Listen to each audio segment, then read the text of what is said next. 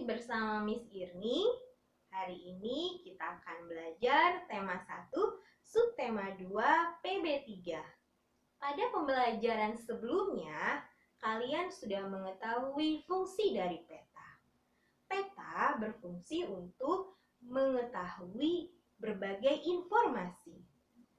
Informasi dari peta bisa kita dapatkan di antaranya untuk mengetahui persebaran penduduk Indonesia dan persebaran suku bangsa yang ada di Indonesia.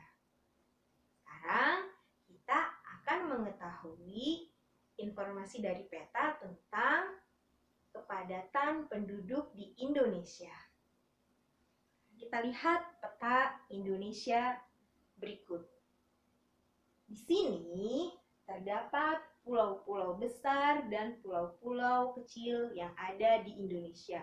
Indonesia itu banyak sekali pulaunya, bahkan ribuan pulau yang ada di Indonesia.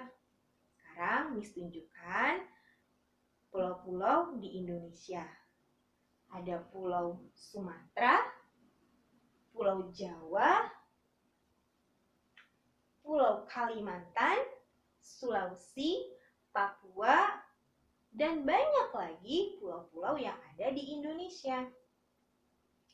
Dari peta ini, kita bisa mengetahui pulau mana saja yang jarang penduduknya dan yang padat penduduknya. Pulau yang padat penduduknya terletak di Pulau Jawa. Dan pulau yang jarang penduduknya terdapat di Pulau Sumatera, Pulau Kalimantan, Sulawesi, Papua, dan masih banyak lagi pulau yang jarang penduduknya. Maka dari itu, pemerintah melakukan program transmigrasi. Apa itu transmigrasi? Transmigrasi adalah perpindahan penduduk dari pulau yang padat penduduknya ke pulau yang jarang penduduknya.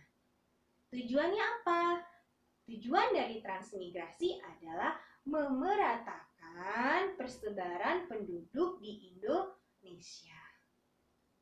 Nah, dari sini kalian sudah tahu ya peta kepadatan penduduk Indonesia. Sekarang dari peta juga kita bisa mengetahui beragam suku bangsa di Indonesia.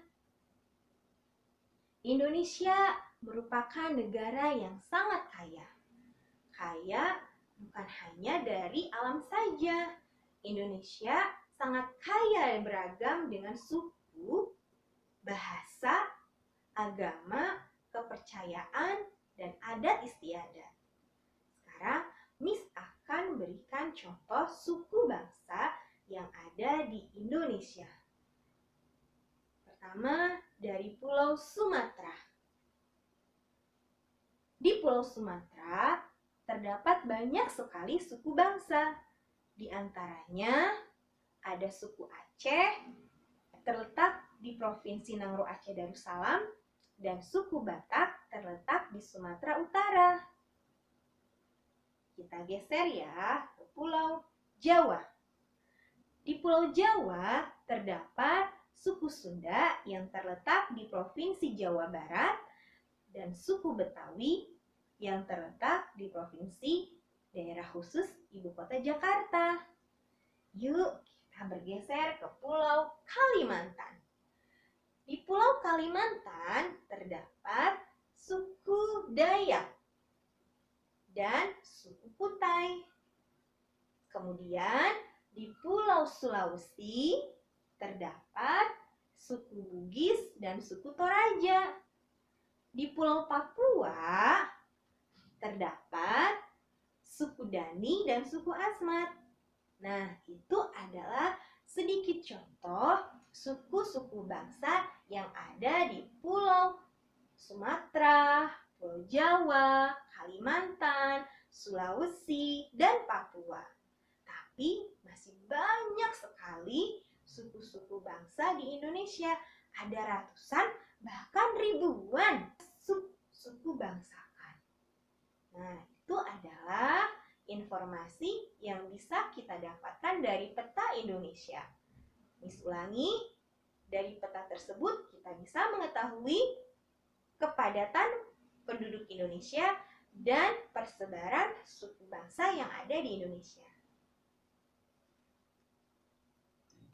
Nah, kalian sudah tahu ya betapa beragamnya bangsa Indonesia. Selain suku, kepadatan penduduk, Indonesia pun beragam agamanya. Terdapat agama Islam, agama Kristen, Hindu, Buddha, dan Konghucu. Dari perbedaan tersebut, Indonesia adalah salah satu negara yang menerapkan hidup rukun demi terciptanya persatuan dan kesatuan. Kerukunan antar umat beragama diartikan sebagai perbedaan-perbedaan yang ada dan menjadikan perbedaan itu sebagai panduan untuk saling menghormati dan mengerti. Kerukunan antar umat beragama bisa tercipta dengan cara saling menghormati, saling menghargai, toleransi, tenggang rasa, dan gotong royong yang mencerminkan kepribadian umat beragama dan Pancasila. Kerukunan umat beragama dipolakan dalam trilogi kerukunan. Di antaranya, 1. Kerukunan intern umat yang berbeda dalam satu agama. 2. Kerukunan antar umat beragama yang berbeda-beda. 3. Kerukunan antar umat agama dengan pemerintah. Nah, setelah kalian tahu apa itu kerukunan, kalian bisa terapkan kerukunan tersebut di rumah, di sekolah, dan masyarakat agar tercipta rasa damai dan sejahtera. Sekian pembahasan dari Miss. Terima kasih. Assalamualaikum warahmatullahi wabarakatuh.